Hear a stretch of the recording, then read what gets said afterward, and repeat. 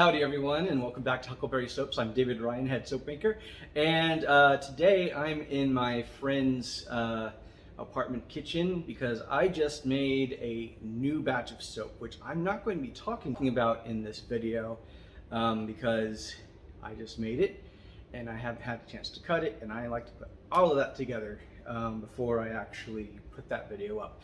But while everything's drying up and I'm finishing cleaning up everything, I've washed everything that I'm going to wash right now, and it's just drying. And so while I'm doing that, what I'm going to do today for this video is do the lather test for all of the soap crimes that I've committed and see what turns out. I actually have recorded that portion already, and I was actually pretty surprised by about 2 or 3 of them really surprised me, and I learned kind of what some of them contribute to soap, because one of the things I am testing for the lather today is my soap base C, which I made in my first soap crimes video, where I added cocoa butter to my my soap base that I've been working with, just to see how it works. And so trying that and then trying the 100% cocoa butter soap allowed me to actually see what was added to it, and it was really clear, even though I think I only added like 10% to the entire recipe, exactly how it affected it just by trying 100% of that. So there's some interesting things to see from this, and I look forward to trying. I'm going to be definitely trying out some more. I just need to save up some extra money to get oils that don't really plan on using very much for just to try out, because oils are kind of expensive. But I do want to continue like learning, just so I can grow as a soap maker, and y'all can see exactly what different soaps do to different bars in a much more practical way than just reading about it. So I will get you over to the sink now. So before I started this video, I did a pH test on all of the soaps. The first one I'm doing is not actually the soap crime. This is my attempt at adding cocoa butter to my normal soap, and it's got about an 8, so it's good to go. So this is the same base as I've been using, except I've added some, like I said, cocoa butter to it. So I'm gonna just see how it lathers. I mainly added the cocoa butter to harden the bar, and it is a pretty hard bar.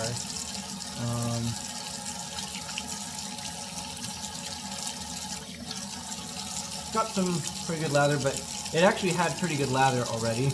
I actually have been using one of my juniper sage bars in the shower right now, and I think it made it a little bit more creamy. Yeah, I think actually I might start once this becomes cost effective too. I think I'm going to start adding cocoa butter to my mix. I like how that turned out a lot. And the color was just the rose clay, Brazilian rose clay, I believe. And this next one is 100% safflower soap. Now, I had read someone tried this before and it came out really slimy. I expected the bar to be soft, but it's actually pretty hard. It was really crumbly for a while. But let's see how this actually turns out, though. It is very, I don't know. Yeah, it's very slimy. I can see why you wouldn't want to do a full 100% safflower soap. It doesn't lather very well. It is kind of slimy. Stays on your hands a lot. So I'll check it out again in a few more weeks because it could just be the same as Castile soap and it needing a lot more time to actually cure. I'll give it. My hands feel all slimy. Don't like it. Hopefully this next one, which was 100% cocoa butter, and the coloring is Indigo Powder. All of these ended up being in the 8 and 9 range on pH.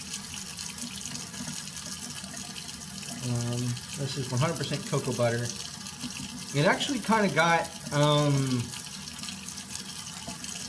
when I was looking at it, it actually kind of got, like, you know how if you get a chocolate bar too warm and it starts getting fat bloom on it?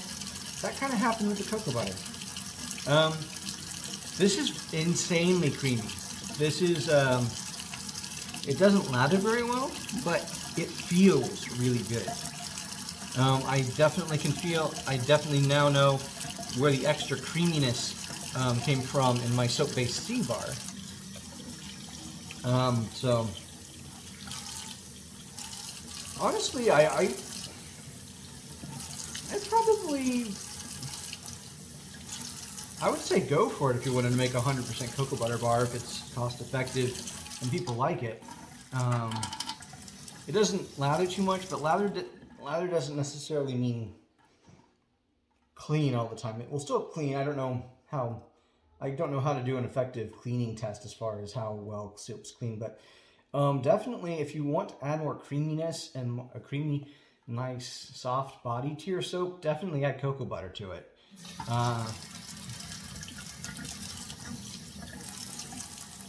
This next one is 100% avocado butter soap. So this is this is a bar of essentially hydrogenated coconut or hydrogenated avocado oil. It seized up almost immediately when I was working with it, and I'm not sure if that was just the nature of the butter itself or it was just too cold that day. Since it was 100% butter, I wouldn't be surprised either way if it wasn't a combination of both. This actually has a really, it's kind of on the border of creamy and slimy. It doesn't have the little, it lathers pretty good actually. It's very small bubbles. It lathers roughly the same as the cocoa butter.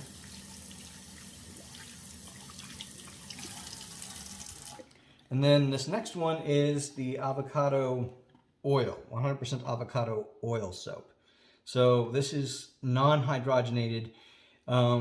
It actually, it set up faster than I expected to when I was making it, but let's see how different it feels.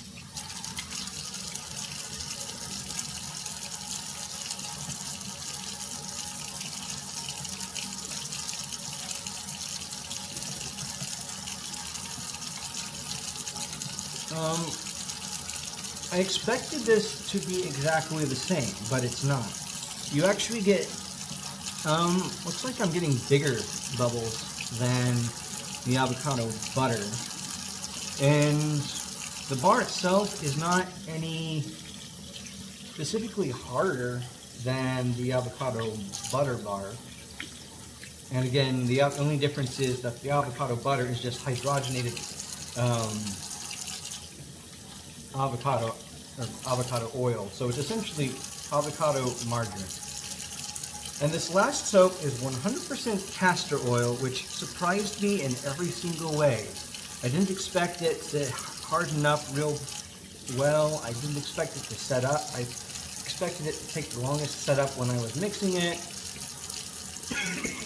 Because they only recommend you use about 5% of this. And it got to the consistency of essentially condensed milk. And it actually turned out really hard as far as the bar.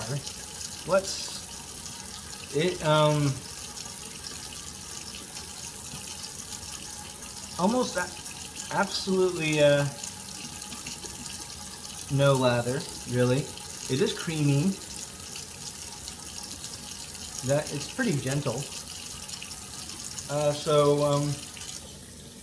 I don't think you would want to do a 100% castor oil soap, but if you were to add more than 5%, I don't think it's going to mess up your batch. For the Soap Crimes lather test, I hope y'all enjoyed it. I certainly learned a lot about it. Like I said, I was very surprised at especially the avocado oil and the cocoa butter.